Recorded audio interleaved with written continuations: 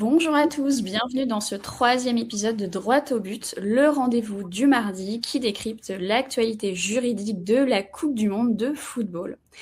Aujourd'hui, cet épisode est organisé en partenariat avec le cabinet Ilzerlo, le cabinet Pozzoni et le cabinet Mondovi Avocats, ainsi que la commission du droit des sports de l'Union des avocats européens. J'ai le plaisir d'avoir à mes côtés aujourd'hui Valerio Pozzoni, avocat au barreau de Rome, et Paul Lefebvre, avocat au barreau de Paris. Bonjour Paul, bonjour Valerio. Bonjour Anne-Sophie. Bonjour Anne-Sophie. Merci à vous d'être ici et de participer à cet épisode. Alors aujourd'hui, nous vous proposons un épisode consacré aux paris sportifs. L'objet de cet épisode est d'analyser les contours juridiques applicables aux jeux d'argent et de hasard et de déterminer comment les paris sportifs s'inscrivent dans le droit du sport. Alors, pour avoir un ordre d'idée, le football représenterait à peu près 250 à 350 millions d'actes de paris par an, estimation à partir des 500 millions d'actes qui incluent tous les sports. Alors, bien entendu, dans un contexte de Coupe du Monde, à mesure que l'échéance de la finale approche, les paris suivent en principe une courbe ascendante croissante. Selon les études de l'Autorité nationale des jeux, qui est l'autorité de régulation en la matière, il a été constaté que les mises sur le seul mois de la compétition sont supérieures de 30 à 50% à une période normale. Alors, il faut bien avoir à l'esprit qu'en droit français, le principe général est un principe d'interdiction générale des jeux d'argent et de hasard, y compris des paris sportifs, posés aujourd'hui par les dispositions du Code de la sécurité intérieure. Ce régime strict s'applique aussi bien aux jeux en dur qu'aux jeux et paris en ligne. Toutefois, en 2010, le législateur français a instauré un régime dérogatoire et a autorisé les paris en ligne pour 3 catégories de jeux en ligne: les paris hippiques, les paris sportifs et les jeux de cercle tels que le poker. Mais attention, l'activité d'opérateur de paris sportifs en ligne est régulée, puisqu'elle est réservée aux seuls opérateurs titulaires d'un agrément délivré donc par l'ANJ. Par ailleurs, ces seuls opérateurs agréés ne peuvent proposer des paris que sur les compétitions et types de résultats inscrits sur une liste fixée toujours par l'ANJ. Alors, cette liste couvre aujourd'hui 46 disciplines et plus de 700 compétitions qui incluent des championnats, des compétitions internationales, tant françaises qu'étrangères. À noter que les sports de notation tels que la gymnastique, le patinage artistique sont exclus en raison d'un risque jugé trop élevé de manipulation des paris. Alors, par ailleurs, le Code du sport consacre par ailleurs un véritable droit de propriété d'exploitation des manifestations et compétitions sportives au profit des fédérations et des autres organisateurs. Pour que des paris soient organisés sur une compétition donnée, il faut que la compétition figure sur la liste de l'ANJ, que l'opérateur agréé conclue avec l'organisateur un contrat d'organisation de paris régi par le Code du sport. Donc c'est très encadré. Ce contrat est d'ailleurs soumis pour avis à l'ANJ et doit notamment préciser les obligations de l'opérateur en matière de prévention et de détection de la fraude, notamment les modalités d'échange d'informations, montant des mises, type de pari, alerte, etc. Alors, Paul, vous êtes avocat pénaliste au barreau de Paris. Est-ce que vous pourriez nous indiquer quels sont aujourd'hui les principaux enjeux pénaux liés aux paris sportifs, peut-être tant pour les parieurs que pour les acteurs impliqués, et également peut-être évoquer l'articulation des infractions de corruption, d'escroquerie, de blanchiment dans les dossiers de paris sportifs? Merci Anne-Sophie pour cette introduction très claire. Effectivement, je pense que vous avez d'abord rappelé un point fondamental qui nous permet de comprendre l'écosystème de ce milieu des paris sportifs, c'est que le principe en droit français, et pas qu'en droit français, dans beaucoup de droits dans le monde, c'est la prohibition des jeux de hasard. Donc, le principe, c'est l'interdiction. C'est l'article L320-1 du Code de la sécurité intérieure qui prévoit, qui fixe cette prohibition de manière très, très claire. Donc, dès lors qu'on s'intéresse à cette activité d'opérateurs de paris sportifs, que ce soit des paris physiques ou des paris en ligne, on est déjà dans un cadre très dérogatoire et donc très contrôlé. Et d'ailleurs, quand on poursuit la lecture du Code de la sécurité intérieure et qu'on va un peu plus loin, l'article suivant, le L320-2, nous dit que les jeux de hasard, d'argent et de hasard, qui à titre dérogatoire sont autorisés, ils enfoncent quand même le clou. Le législateur enfonce le clou. Ils sont autorisés à titre dérogatoire, mais ce n'est ni un commerce ordinaire, ni un service ordinaire. Il faut l'objet d'un encadrement strict, afin de prévenir les risques d'atteinte à l'ordre public et à l'ordre social, notamment en matière de protection de la santé et des mineurs. Donc, on a vraiment un cadre, on peut quand même dire, peu propice et un cadre, j'allais dire, inhospitalier pour tout opérateur qui veut se lancer dans ce secteur d'activité avec vraiment un principe de prohibition très strict.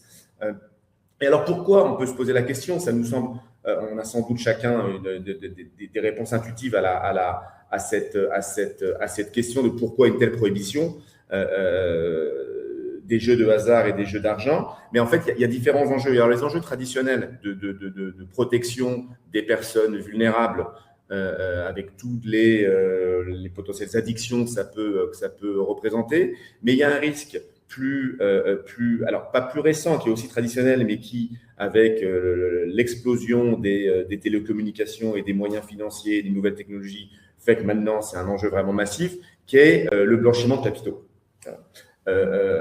Et effectivement, le monde des jeux a toujours été connu une porosité toujours très importante avec celui de la criminalité organisée. Parce que c'est un moyen, j'allais dire presque rêvé, pour blanchir le produit financier de tout un tas d'activités illicites. Et donc, c'est ça que le législateur a en tête, et c'est pour ça que, sauf exception strictement énumérée, on ne peut pas faire de jeu, on ne peut pas proposer de jeu d'argent ou de jeu de hasard. Alors, vous l'avez dit, l'exception, elle est prévue donc à l'article L320-6. Dans certains cas, on peut se livrer à cette activité-là, et le cas qui nous intéresse, les paris sportifs en ligne, c'est l'article L320-6 et le 6e. Cette activité peut être exercée par les seuls opérateurs titulaires d'un agrément. Donc, on est vraiment dans un cadre hyper réglementé. Le principe de la liberté du commerce, c'est qu'on peut commercer sans entrave et sans autorisation préalable, et dans certains cas, et les paris, les jeux d'argent et de hasard en font partie, il faut cet agrément qui est délivré par une autorité spécifique, l'autorité de régulation des jeux en ligne, l'ARJEL, qui va délivrer cet agrément pour une durée limitée de 5 ans et qui, en cas d'infraction aux obligations auxquelles sont soumises les opérateurs de jeux en ligne, peut au besoin retirer l'agrément. Cet agrément, alors les conditions pour obtenir cet agrément, elles sont évidemment strictes, sinon il suffit d'appuyer sur un bouton pour l'avoir. Naturellement, l'exercice serait un peu privé d'intérêt. Donc, qu'est-ce que regarde l'ARJEL? Elle s'assure d'abord de l'existence et de l'intégrité et de la réalité de l'entité juridique qui exerce l'activité d'opérateur de paris sportifs. Les candidats à l'agrément doivent donner un certain nombre d'informations sur leur capacité, leur surface financière, sur les process qui sont les leurs pour détecter les éventuelles fraudes et prévenir les risques de blanchiment de capitaux dont on a parlé. Et à ces seules conditions-là, l'agrément peut être délivré, et encore une fois, pour une durée limitée. C'est-à-dire qu'il faut régulièrement en demander le renouvellement. Donc voilà le décalage, j'allais dire l'arsenal un peu préventif auquel sont soumis les opérateurs de jeux en ligne. La question du pénal vient évidemment immédiatement après ce rappel du cadre normatif. Naturellement, si les opérateurs n'observe pas ces obligations, des sanctions pénales extrêmement fortes sont prévues. Il y a 2 cas de figure fondamentalement. Il y a l'opérateur qui propose des jeux d'argent ou de hasard sans avoir aucun agrément. Là, on est sur l'article L324-1 de ce même code de la sécurité intérieure qui prévoit un emprisonnement de 3 ans et 90 000 € d'amende avec, dans l'hypothèse où les faits sont commis en bande organisée. Et encore une fois, on est dans un domaine, comme je l'ai indiqué auparavant, qui peut connaître une certaine proximité avec le milieu de la criminalité organisée. Il peut arriver fréquemment que les opérateurs qui se livrent à ce genre d'agissement sans agrément de l'Argel le fassent en bande organisée. Dans ce cas-là, c'est 7 ans d'emprisonnement et 200 000 € d'amende. Mais il y a aussi, et c'est l'article suivant, le L324-2 de ce même code de la sécurité intérieure, le cas de figure d'un opérateur qui a obtenu l'agrément, mais qui n'en respecte pas les conditions. Et dans ce cas-là, c'est aussi une infraction pénale avec une peine d'emprisonnement et une peine d'amende prévues. Et ce sont les mêmes peines que celles dont on vient de parler à l'article L324-1 pour les opérateurs qui n'ont pas du tout d'agrément. Ce dispositif pénal, pour vous donner une idée, quand on regarde un peu l'actualité, pas forcément si récente que ça, mais des cas de figure d'opérateurs qui se sont fait, si j'ose dire, attraper par la patrouille. Vous avez il y a quelques années, France Paris Sportif, qui, alors elle, c'est sous l'angle de la sanction administrative. Ils se sont fait retirer leur agrément par l'Argel parce qu'ils ne respectaient plus les conditions du dit agrément. Il y a une société, il n'y a pas énormément de condamnations pénales sur ces sujets-là, sans doute parce que précisément, comme il y a une autorité de régulation, la sanction la plus efficace et en vrai la plus dissuasive, c'est le retrait de l'agrément. Mais pour autant, on a quelques exemples. Il y a une société qui s'appelle Globet International Sports Betting qui a été condamnée par le tribunal correctionnel à 200 000 € d'amende pour avoir proposé des paris, là pour le coup, sans aucun agrément de l'Argel. Pas qu'elle ne respectait pas les conditions de l'agrément obtenu, c'est qu'elle n'en avait même pas du tout. Donc voilà un peu les deux exemples. Mais encore une fois, le pénal va surtout être mobilisé si en plus, et c'est ce que vous évoquiez, Anne-Sophie, si en plus du sujet lié purement à l'absence d'agrément ou au non-respect des conditions de l'agrément, il y a d'autres sujets plus graves encore, voilà, qui sont liés soit à une thématique de blanchiment d'infractions sous-jacentes, qui sont pour le coup là des infractions bien plus graves liées à la criminalité organisée, ou de corruption. Et là, dans ce cas-là, le pénal est pleinement mobilisé, mais c'est vrai que ce que j'ai pu observer dans la pratique, c'est que la sanction la plus naturelle et la plus, encore une fois, dissuasive, ça va être de dire à l'opérateur qui a fauté, votre agrément est retiré, et c'est quand même c'est une peine de mort commerciale, c'est-à-dire que dès lors que vous n'avez plus l'agrément, vous ne pouvez plus exercer votre activité. Oui, bien sûr. Et c'est vrai que c'est une tendance, quel que soit le domaine, dès lors qu'on a une autorité de régulation, une autorité de contrôle administrative ou une AI, en général, c'est le premier rempart et c'est le premier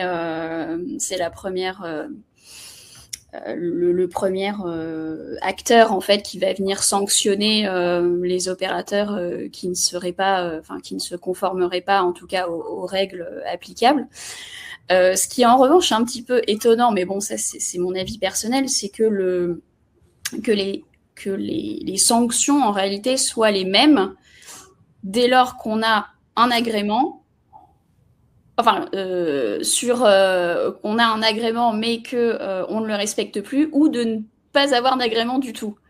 Alors, c'est vrai, pardonnez-moi, je rebondis immédiatement, parce que c'est vrai que ça peut, les peines encourues dans un cas comme dans l'autre sont les mêmes. Bon, oui. Mais dans les faits, le juge pénal, il est tenu du coup, il ne peut pas prononcer une peine supérieure au maximum de la peine encourue, mais il peut aller en deçà. Et en fait, évidemment que dans le cas de l'infraction de non-respect des conditions de l'agrément, il aura tendance à fixer une peine inférieure au cas de figure d'une activité sans agrément du tout. Mais c'est vrai que la peine encourue théorique est la même pour les deux. Voilà, je trouve que c'est un petit peu étonnant, en tout cas, de prime abord, que ce soit rédigé comme ça. Mais bon, c'est un avis personnel. Valerio, toi qui exerces en Italie, est-ce que l'Italie quels sont les défis juridiques posés par le développement des paris sportifs? Parce que c'est vrai qu'en Italie, alors je parlais des chiffres en France, mais en Italie, le rapport aux paris sportifs et notamment au football, c'est quasiment une religion, j'ai envie de dire. Et quels sont, selon toi, donc le principal peut-être défi juridique pour garantir un développement durable et intègre du secteur? Oui, merci Paul, tu as été très cher, vraiment intéressant. Mais je pense que c'est aussi en Italie, c'est vrai, comme tu as dit, Sophie, la réglementation c'est plus strict. Pourquoi il y a beaucoup de paris sportifs. Donc, il y a aussi bien beaucoup de lignes guides et règlements. Aussi italienne, aussi bien européen. Et tu sais subordonner d'une concession de l'État qu'on appelle ADM, Agenzia delle Dogane e dei Monopoli. Donc, l'opérateur, on doit avoir des licences pour pratiquer. Donc, comme a dit Paul, les opérateurs, on doit avoir avoir des licences, des agreements, et donc pour avoir le pari sportif, on doit surveiller sûrement la sûreté publique, ok? La sûreté publique, l'anti-blanchiment, comme a dit Paul, aussi bien en Italie, mais surtout le palinceste. Ça signifie que le pari doit être on peut avoir deux paris, le parieur doit respecter le palinceste. On ne peut pas faire de paris qui ne sont pas dans le palinceste. Et donc, dans les cas où il n'y a pas le respect de le palinceste, il y a une infraction pénale. Et donc, il y a des sanctions administratives, mais aussi bien on peut fermer l'activité. Donc, aussi, s'il y a la licence de l'État, de l'Agenzia dei Monopoli, mais tu ne respectes pas le palinceste, l'activité vient fermer. Et pour le cas de la Coupe du Monde, il y a sûrement un palinceste plus grand que dans le cas de le championnat de l'Italie ou de la Champions League. Il y a beaucoup de possibilités de faire de paris, mais doit aussi bien respecter le palinceste. Doit respecter le ligne guide de la publicité. Donc, surtout pour le respect de le mineur, donc doit faire une publicité pour informer le parieur on dit le sujet qui fait le pari doit être bien informé et donc surtout pour la protection des mineurs. Et l'autre chose qu'on peut dire, aussi bien pour le cas de la Coupe du Monde de FIFA, c'est qu'en Italie, le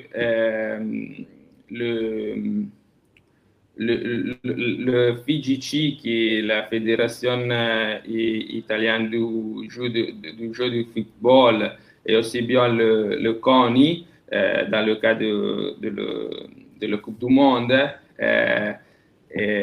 a donné des lignes guides sur le pari sportif. Donc, tous les sujets qui sont subordonnés à la fédération du football ne peut pas, donc les athlètes, les dirigeants, tout ce qui est subordonné à la fédération ne peut pas faire le pari. OK. Et donc, il y a l'interdiction, il y a des sanctions disciplinaires. Une autre chose que c'est interdit en Italie, mais je crois aussi en France, le match fixing, donc la manipulation du pari, du match avec du pari. Et aussi bien il y a l'infraction pénale surmonte. Et dans ce cas, l'ADM, que c'est l'agence delle dogane et des monopoli, doit informer l'organisme judiciaire, donc le juge, et pourquoi c'est une infraction pénale, et donc c'est pas admis, c'est pas correct. Donc, je crois que la législation italienne, c'est la percentuelle, comme tu as dit, des paris en Italie, c'est plus haute que dans la France, mais j'ai écouté Paul, donc je crois que la loi, le règlement sur le pari sont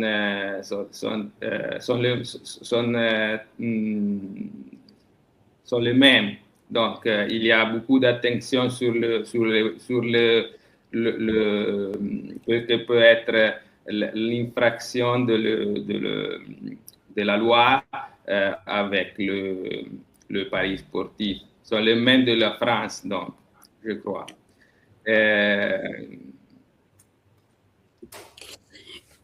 Oui, pardon. Oui, écoute, merci beaucoup Valerio pour ces éclaircissements. Effectivement, de ce que tu nous dis, j'ai l'impression qu'on a une législation assez similaire. Oui. Effectivement, c'est aussi un point qu'on n'a pas nécessairement abordé, mais c'est vrai que la protection des mineurs et même de manière un petit peu plus globale, la protection de la santé des joueurs est quelque chose d'extrêmement important également en France. Et en revanche, est-ce que tu sais si, parce que Paul l'évoquait, entre le rapport entre sanctions administratives et sanctions pénales, est-ce que tu sais si l'Italie est également plutôt dans une démarche de sanctions plutôt d'abord administrative ou directement plutôt vers la sanction pénale? Mais je crois que dans une première fois, la sanction c'est administrative, donc il y a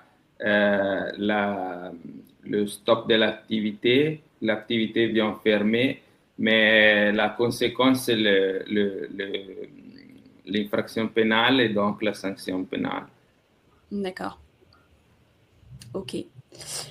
Est-ce que nous avons des questions entre nous à nous poser ou... Non, mais c'est vrai que vous avez parlé Sophie, de l'addiction. On a mis surtout l'accent, parce que c'est qui représente les plus grands enjeux sur les aspects de blanchiment et de prévention des activités criminelles, qui parfois sont facilitées par ces activités de paris sportifs. Mais c'est vrai que l'addiction, à mon modeste niveau, la seule addiction que je me connaissais, c'était l'addiction au travail, évidemment. Mais je me suis pris au jeu, c'est le cas de le dire, il y a quelques années, pendant quelques mois, de faire quelques paris en ligne sur des matchs de foot, parce que j'aime beaucoup le foot. Et je me suis rendu compte assez vite que même une personne que je croyais être équilibrée comme moi, il y a vraiment un moment où je me suis dit, il faut faire attention. Et ce n'est pas simplement en vérité les mineurs ou des personnes particulièrement vulnérables pour des raisons de santé ou d'âge qui peuvent tomber à un moment donné dans une forme de dépendance à cette activité qui est très grisante en fait. Et donc ça, c'est vrai que c'est un sujet très important aussi d'ordre public et d'ordre de protection de la santé publique. Oui, exactement. Et d'ailleurs, l'ANJ est très très vigilante sur ces questions et sous toute réserve, et si je ne me trompe pas, je crois qu'il y a un rapport qui est émis sur ce sujet-là chaque année et qu'elle entend vraiment prendre les mesures adéquates et nécessaires pour justement cantonner les addictions et surtout éviter la propagation de l'addiction également. Mais oui, c'est un sujet qui est véritablement crucial dans les paris sportifs ou dans les jeux d'argent et de hasard en réalité. Je suis d'accord. Bon, écoutez, je vous propose de clôturer cet épisode. Merci beaucoup d'avoir été avec nous. Merci Anne-Sophie, merci Valerio. Merci à toi, Paul. Mais en tout cas, j'espère que cette vidéo aura éclairé nos spectateurs, et que n'hésitez pas à vous abonner. Et on se retrouve la semaine prochaine pour un nouvel épisode de Droit au but. Et ce sera un épisode très spécial et très international. Je ne vous en dis pas plus. Il faudra nous suivre. Voilà. Bonne journée, à bientôt. Merci, bonne journée à tous. Et bonne journée.